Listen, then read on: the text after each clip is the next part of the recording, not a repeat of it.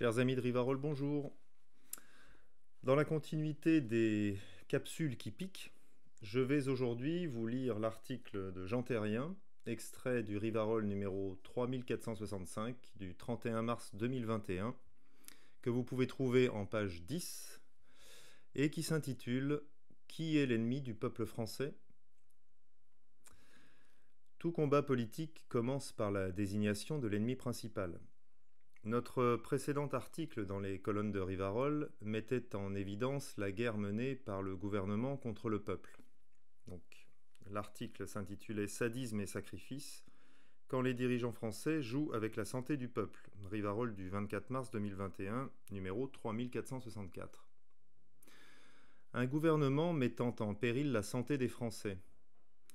Cette guerre ouverte de Macron et de ses ministres contre le peuple depuis la révolte des Gilets jaunes a permis à nombre de Français d'identifier, à raison, les dirigeants comme leurs ennemis politiques. Or, la question est, le président de la République et le gouvernement sont-ils les ennemis principaux des Français ? Le spécialiste de l'ingénierie sociale, Lucien Cerise, utilise un concept simple, l'asymétrie, mais très utile à la compréhension du rapport entre gouvernants et gouvernés.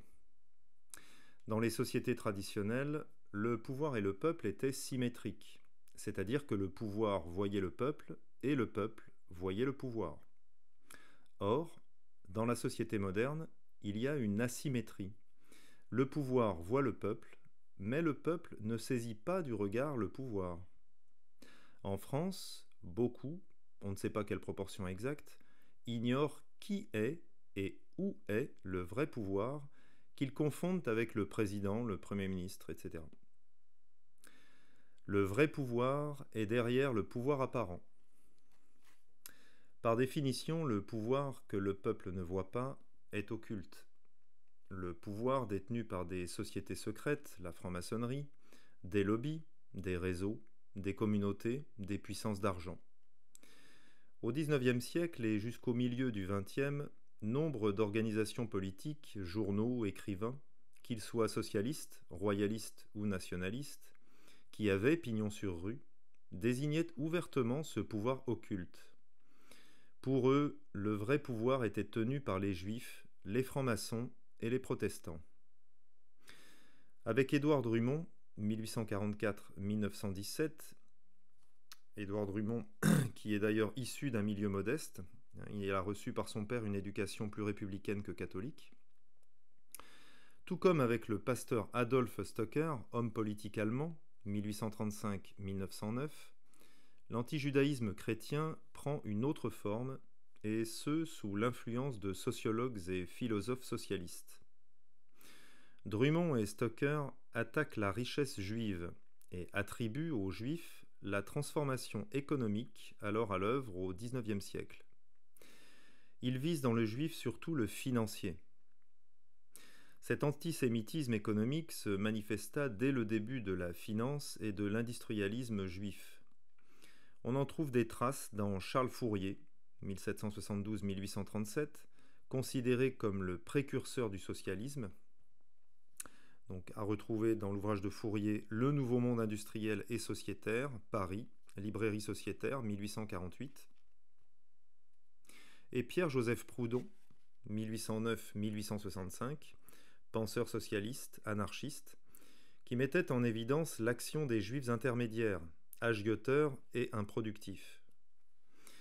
Cette critique économique et sociale du judaïsme pratique est plus marquée chez d'autres comme Alphonse Toussenel, 1803-1885, journaliste, écrivain, socialiste, disciple de Fourier, qui influença Drummond. À lire l'ouvrage de Fourier, Le nouveau monde industriel et sociétaire, Paris, librairie sociétaire, 1848.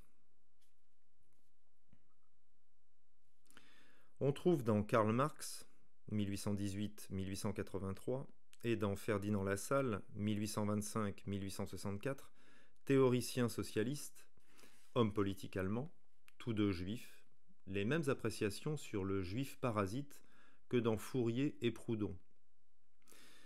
L'écrivain juif Bernard Lazare, 1865-1903, rapporte qu'à son époque, je cite, « L'antisémitisme économique existe plus fort que jamais, parce que, plus que jamais, le juif apparaît puissant et riche. Jadis, on ne le voyait pas. Il restait enfermé dans son ghetto, loin des yeux chrétiens, et il n'avait qu'un souci, cacher son or, cet or dont la tradition et la législation même le regardaient comme le collecteur et non comme le propriétaire. Du jour où il fut délivré, lorsque les entraves mises à son activité tombèrent, le juif se montra. Il se montra même avec ostentation. Citation que vous pouvez retrouver dans l'ouvrage de Bernard Lazare, L'antisémitisme, son histoire et ses causes, en pages 203-204.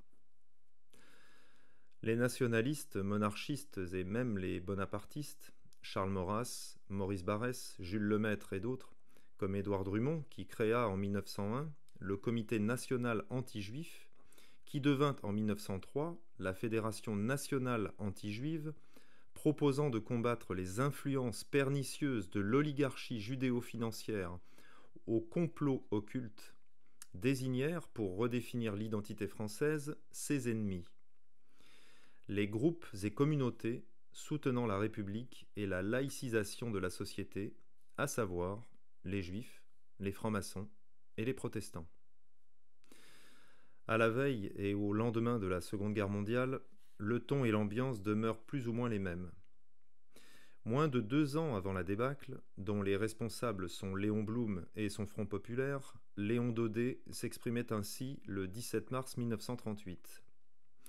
Ce n'est plus Jacques Bonhomme, c'est paysan ou ouvrier, Jacques Couillonnet, le cobaye de la démocratie sanguinaire, qui doit aller crever sur un signe de tête d'un juif qu'il a en horreur, dans un obscur et lointain patelin dont il n'a pas la moindre notion.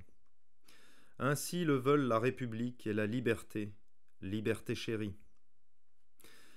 Charles Maurras témoignera dans un texte écrit en 1952, je cite, « La barbare occupation de 1940 n'aurait jamais eu lieu sans les Juifs de 1939, sans leur guerre immonde, la guerre qu'ils avaient entreprise, la guerre qu'ils avaient déclarée. Les occupants avaient été introduits par eux. Ce sont les Juifs qui nous ont lancés dans la catastrophe. » Mais depuis la Shoah et le procès de Nuremberg, il est devenu strictement interdit de parler publiquement du pouvoir réel derrière le pouvoir apparent. La disparition du discours politique sur le pouvoir occulte indique précisément sa dimension totalitaire. Cette phrase attribuée à Voltaire résume bien cette réalité politique. Je cite, « Si vous voulez savoir qui est le pouvoir, demandez-vous de qui on ne peut pas parler. » La fausse opposition au faux pouvoir. Ce pouvoir occulte de plus en plus visible, pour éviter de s'exposer, utilise les hommes politiques comme on utilise des sociétés écrans.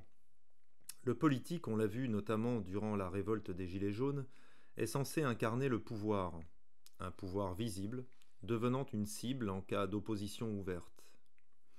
Le politique est le fusible du pouvoir occulte, qui se maintient ainsi en renouvelant à intervalles réguliers son personnel. Et pour maintenir l'illusion de la démocratie, le vrai pouvoir fait entrer sur scène de faux opposants, dont le rôle est d'empêcher qu'il, le vrai pouvoir, soit vu par le peuple.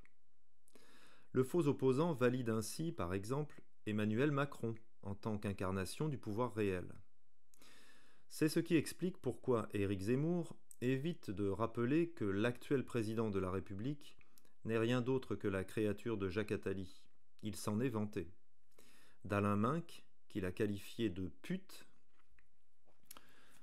citation que vous pouvez retrouver d'ailleurs sur le site de mediapart.fr, Alain Minc sur Macron, banquier d'affaires, c'est quand même un métier de pute. Et qu'il était, donc Emmanuel Macron, un salarié de la banque Rothschild. Jacques Attali, Alain Minc, les Rothschild, Bernard-Henri Lévy et le reste de l'oligarchie représentent le pouvoir réel qui est en guerre contre le peuple français. Il constitue par conséquent l'ennemi politique principal, selon la définition du philosophe et théoricien du droit Carl Schmitt. C'est ainsi que l'on comprend pourquoi Zemmour, Alain Finkielkraut, Elisabeth Lévy, Gilles William Goldnadel et des représentants de l'État, à la suite, à l'instar du ministre de l'Intérieur Gérald Darmanin, désignent frénétiquement au peuple français un ennemi de l'intérieur. Désigner l'ennemi, un pouvoir confisqué aux Français. Revenons à Carl Schmitt, pour comprendre ce qu'implique la désignation d'un ennemi de l'intérieur. Je cite : « Tous les États connaissent sous une forme quelconque, plus ou moins sévère ou clémente, ce que le droit public dans les démocraties grecques connaissait comme désignation officielle du, donc un mot imprononçable, donc note, qui signifie hostile. Le droit public romain, comme celle de l'hostie, ouverte ou cachée dans des périphrases d'allure plus générale, entrant en vigueur ipso facto ou selon des procédures judiciaires, sur la base de lois d'exception, ce sont toutes les formes intra-étatiques de désignation officielle de l'ennemi public. Bannissement, ostracisme, proscription, mise hors la loi. Cette désignation est, selon le comportement de celui qui a été déclaré ennemi de l'État, le signal de la guerre civile, c'est-à-dire de la désintégration de l'État en tant qu'unité politique organisée, pacifiée, à l'intérieur, territorialement, une et impénétrable à l'étranger. C'est la guerre civile qui décidera alors du sort ultérieur de cet État. À retrouver dans l'ouvrage de Carl Schmitt, La notion de politique chez Flammarion, 1992, en page 86. Ceux qui tiennent à un discours de guerre civile auraient donc derrière la tête un projet de désintégration de l'État, si l'on en croit le grand théoricien du droit. Ce discours est d'autant plus suspect qu'il est tenu par des individus qui sont pour leur écrasante majorité d'origine étrangère. À ce propos, Carl Schmitt nous enseigne, je cite, « Aussi longtemps qu'un peuple existe dans la sphère politique, il devra opérer lui-même la distinction entre amis et ennemis, tout en la réservant pour les conjonctures extrêmes dont il sera juge lui-même. C'est là l'essence de son existence politique. » Fin de citation. Or, l'on constate aujourd'hui que le peuple français se voit confisquer ce droit à la désignation de l'ennemi. Droit exercé à la place des Français, il faut le dire clairement, par des juifs maghrébins, des juifs polonais, de droite. Et Carl Schmitt de poursuivre avec un propos correspondant parfaitement à la situation française actuelle. Je cite à nouveau. « Dès l'instant que la capacité ou la volonté d'opérer cette distinction lui font défaut, il, le peuple, cesse d'exister politiquement. S'il accepte qu'un étranger lui dicte le choix de son ennemi et lui dise contre qui il a le droit ou non de se battre, il cesse d'être un peuple politiquement libre, et il est incorporé ou subordonné à un autre système politique. » Toujours à retrouver dans l'ouvrage de Carl Schmitt en page 91. Ce système politique auquel est subordonnée la France a plusieurs visages et plusieurs noms. L'Union européenne, l'OTAN, l'Alliance israélo-américaine, etc. Cas pratique de confiscation de la parole, génération identitaire. Les porte-paroles autoproclamés des Français, Goldnadel, Zemmour, André Berkoff et Elisabeth Lévy, n'ont pas bougé le petit doigt pour soutenir Génération identitaire avant et après sa dissolution. Ils n'ont apporté qu'un soutien verbal qui n'a pas été suivi par des actes. Pourtant, l'avocat israélien Gilles William Goldnadel avait promis qu'il prendrait leur défense, celui-là même qui a envoyé en prison le militant nationaliste Hervé Ryssen. Génération identitaire a été sacrifiée afin que les Israélites demeurent les seuls et uniques représentants des Français patriotes dans les médias. Les membres de Génération identitaire sont traités comme des Palestiniens dans leur propre pays, alors qu'ils déclaraient « L'antisionisme et l'antisémitisme n'ont pas leur place chez nous ».